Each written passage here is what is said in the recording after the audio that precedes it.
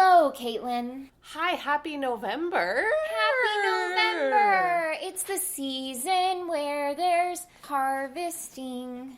It's a season where there's harvesting. Oh, I like that. That was good. Everybody. It's a season where there's harvesting. And I'm Derek, and I can sing high. You're flat. Honey, we paid for singing lessons. You're so flat. I love that so much. I actually remember that reference. That scene in the car is one of the best scenes from any movie ever. And they're all like, the kids in the back like, oh, I hate those kids. I know. Step Brothers. I don't want my kids to turn out like, but they wouldn't. But no, they wouldn't. Be like, open the door and just roll out of the car, you little asshole. Just jump out. Just find new parents. Fine. This is why I don't have kids. Yeah. Get out of the car. Get out of the car right now. I'm done with you. Except there's parents everywhere being like, no, you could still have kids. I felt like that. Yeah. Nope, I feel that way about mine sometimes. There's this, what's his name? He's in Crashing. Mm-hmm. The comedian. What's his name? I don't know. I'm really bad about this. You guys know. He's in Crashing, he plays himself.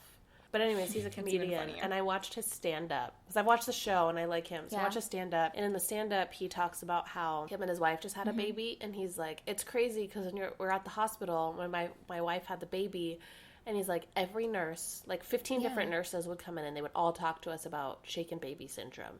And he's like, I get it. I think I know, like, don't shake the baby. Like, I get it. He's like, all they talk about it. And then he's like, what they don't tell you is when you get home, you're gonna want to shake that baby. You're like, why are you still crying?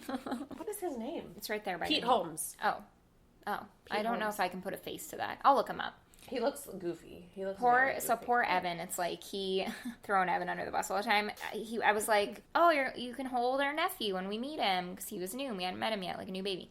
And he was like, oh, but I've never held a baby before. And I was like, oh, it's really easy. You just, like, hold them like you're being really cautious with something. And he was like, do you have any tips? Or, like, he asked me, like, well, what are you supposed to do or whatever? And I said, well, it's fine as long as you don't move around, like, insanely. And he was like, what? And I'm like, yeah, so you don't want to make sure you don't, like, shake them because it can kill them. And he was like, wait, what? I'm like, yeah, with shaken baby syndrome. Like, if you shake them, they'll die. And he was like, that's not true. I'm like, no, it's absolutely... Their brains will scramble. Put an egg in a container and shake it. That's what happens. He'd never heard of that before. He's like, what if no one had told me that? I'm like, I don't know. Hopefully you wouldn't have done that. They talked to us about that at school. They don't share that in Alabama. No comment. So did you guys have a happy Halloween? Yeah. Yeah. I did. I was in Hawaii, and now I'm back. But I haven't left yet, because we're recording this ahead of time. Weird. Yeah, Halloween's gonna be great. We're doing the Wade Boggs challenge. I know, that's so fun. We still haven't finalized. We might be Bob Belcher and Linda Belcher from Bob's Burgers. I never watched Bob's Burgers. You would love it. Their last name is Belcher? Yeah. It's fucking amazing.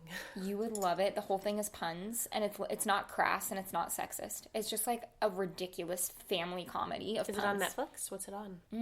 They might have some seasons on Netflix. Or maybe we Hulu? usually download it.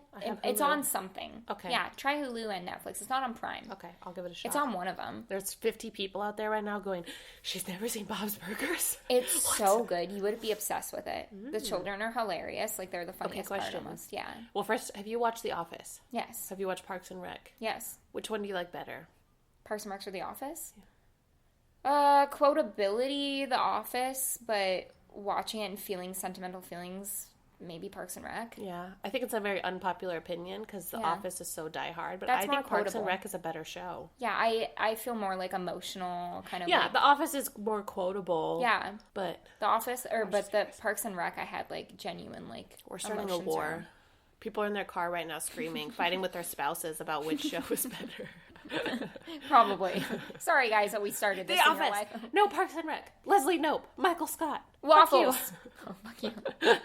What's our theme? Our theme for this family month is Familicide or Family Annihilators. Not trying to sound... I feel like that was a bad segue. I'm not trying to be insensitive. It was a bad segue, but that's still our theme regardless. We can't change it now. So, yeah, we're talking about families that are murdered in whole. We've actually done a couple familicide stories before. I think I've done all of them. Robert DeFeo.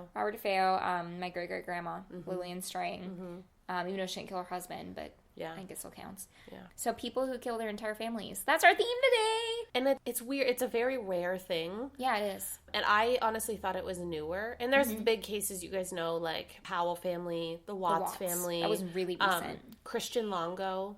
They made that movie with James Franco. So there's big ones.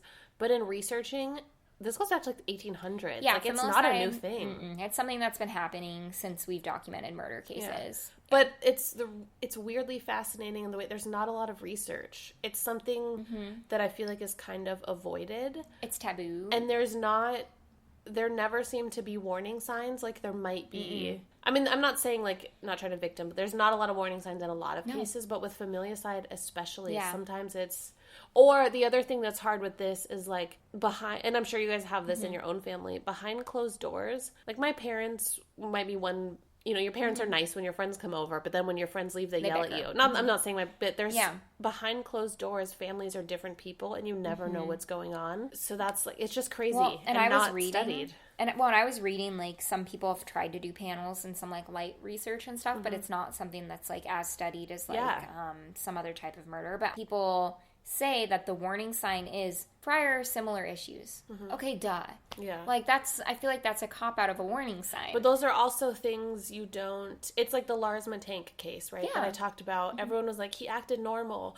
Oh, but wait, he didn't eat that much. Like you start to see signs that aren't really signs or that you like only matter looking back. Yeah, you know, like or it's clear in hindsight. Or it's something that you're like, oh, that makes sense why that family like never came out or whatever. And sometimes we make things matter. Yeah. Like you're like, oh, yesterday Sarah did this and I didn't think it was weird, but now it seems weird. Or you're just making, like it's just, but it's just not studied. It's crazy. We are sorry this episode might be a little heavy. If there are any issues because we don't know each other's stories, if there are any issues of like trigger warnings like rape, we'll let you know. Yes, I'm going to go first. So I will say mine does have sexual assault. Okay. I'm not going into detail at all. Yep. But it does have sexual assault and incest. Okay. So those are two trigger warnings. My story is the second one. Mine has no history of sexual assault at all. It's just like a weird crime that took place. So no trigger warnings for mine other than obviously murder. Yeah. But I will not go into detail. I'm just going to say like a one sentence like this about happened, it. Yeah. And that's what it is. Yes. Okay. So beer, because we need beer for this shit. Yeah. Can you guys all also grab a beer, please? Yeah. Or a glass of wine or whatever Take is a your shot. Liquid jam. Take a fucking shot. And get ready for Famillicide. I'll open it. Do you want to tell them what we're drinking? We're going to do the Samuel Adams Oktoberfest. Yeah.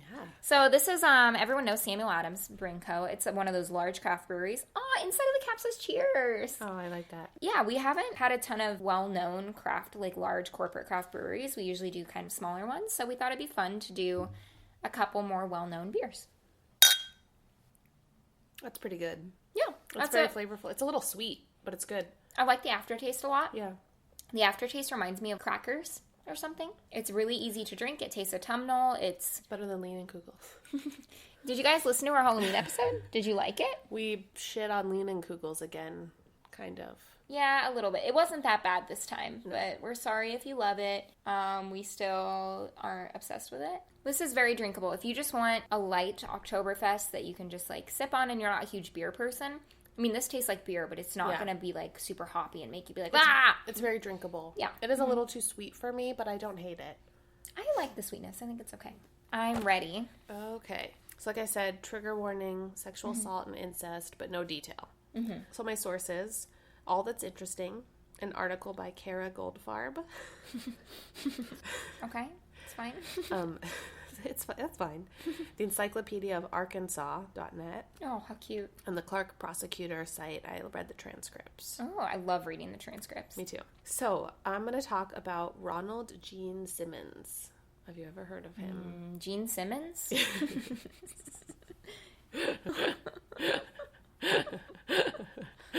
Have I heard of Gene Simmons? I didn't even put that together when I wrote it. Because I called him Ronald. Yeah, this is Ronald. Ronald McDonald Gene Simmons. Yeah. So his early life. So now I can't. How did I not notice that when I wrote Gene I just imagine his head now as like on a child body. So weird. Ew. And his tongue hanging out. Yeah. Ronald Gene Simmons. Ronald Simmons was born July 15th, 1940 in Chicago. His father died when he was 3, and his mom remarried a year later to an army man, like military man through and through. The army brought the family to Little Rock when Ronald was 6, and over the next 10 years, they moved all over, but all over Arkansas. So, like, they just kept moving around Arkansas, which I thought was strange for an army family, but... You can't leave. You're stuck in Arkansas. You can't leave. At 17, Ronald dropped out of high school and joined the Navy. I feel like that was common then. Yeah. Yeah. Especially with a military dad. Oh, for sure. Even now, like, because I went to a military school, and a lot of people that I knew joined the military. They're like, bye. Like their families, yeah. He moved to Washington. He met and married Rebecca Ulibarri. They moved to New Mexico. The couple went on to have 7 children over the next 18 years. Ooh, that's a lot. That's a long time span to have children. It's a lot. Like, I want to have kids in, like, a span of 3 years. Yeah. That's all, bye. Yeah. But then you're just pregnant for 3 years. That's the shitty part. And then never again. Yeah. You take it all at once. That's true. Take it all at once. In 1963, at the age of 23, Ronald left the Navy and joined the Air Force, which is also kind of weird. I don't know if that's common to switch branches or fields. I don't think it's that common. Yeah. But you might be like, thought boats were for me. It's planes. Yeah. Throughout his 22-year military career, he was awarded the Bronze Star, the Republic of Vietnam Cross, and the Air Force Ribbon for excellent marksmanship. So just like his stepdad, he was a military guy through and through. This was his career and his life. And he won a lot of awards. But everything was not peachy in his marriage or home life. In 1981, he was accused and investigated for having sexually abused his daughter and fathering a child with her. No. His 17-year-old daughter. No. Yes. And his daughter admitted that it was his baby. That's so sad. A friend of one of his other daughters said, quote, "Most people feared him. He had a beer in his hand all the time. He had one little room that he would stay in all the time in his house. It was dark and seemed spooky, and it stunk." So he would just hang out in this dungy little man cave. This little smelly room. Yeah. Ew, gross. Gotta have your dirty, smelly room. What's his name? Ronald. While the this part's crazy too. Hello 80s, because this is 81. Hey, 80s. While the New Mexico Department of Human Services was in the middle of their investigation into the claims that he had sex with his daughter, the incest claims, Ronald didn't want to be arrested, which clearly kind of did it. Okay, but like, who wants to be arrested though? So he packs up his family in the middle of the night and fled to Ward, Arkansas. Still Arkansas. Yeah. And then, well, they were in New Mexico at this point, but he goes back to You can't leave Arkansas. Hey, if you guys in Arkansas, we know that we have listeners there. Are you allowed to leave? Yeah, he goes to Ward and then Dover in the summer of 83. So, like, they leave New Mexico. But he's like, "Oh, you're investigating me. I'm just going to pack up and move." And they don't go find him. Dover. Ronald and his family made their home on a 13-acre plot, later called Mockingbird Hill. Ooh. They joined together 2 mobile homes to make one large home. They put up a 10-foot high fence. They didn't have a phone or indoor plumbing. So Ronald and their 7, they're just living on this little communal in the thing. 80s? Yes. No indoor plumbing in the 80s. Yep. So that's obviously by choice. By choice or finances. That's not... Yeah. Yeah, by finances, but like if you move and buy 13 acres, like you probably could have picked something that had plumbing. Right. Seems hard with children. Yeah. Yeah. I wouldn't do it. No. I don't have kids. Ronald worked a few kind of like just low-key, low-paying 9-to-5 jobs. So did he retire from the Army at this point? He just wasn't he was out. Anymore? Yeah. He, including an accounts receivable clerk at a motor freight company. Then he had to quit after a few employees filed reports of inappropriate sexual advances and harassment. Then he quit. Aren't you fired? I know. It said he had to, like, he quit because they were coming out. But that's the 80s. Yeah. Then he went to work at a mini market until he quit December 18th, 1987.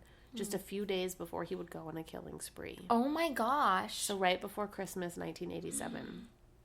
So I want to backtrack a few months prior to this. Yeah. Because this is very important and it's a little foreshadowing. So a few months before December, so in the fall of 1987, he made his kids go outside and dig a hole in the backyard that he told them was going to be for a new outhouse.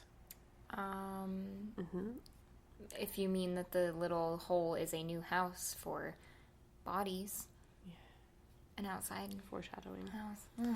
So now it's December 22nd, 1987, just a few days before Christmas. Ronald beat his wife to death. What? And shot and killed his 29-year-old son, Ronald Gene Jr.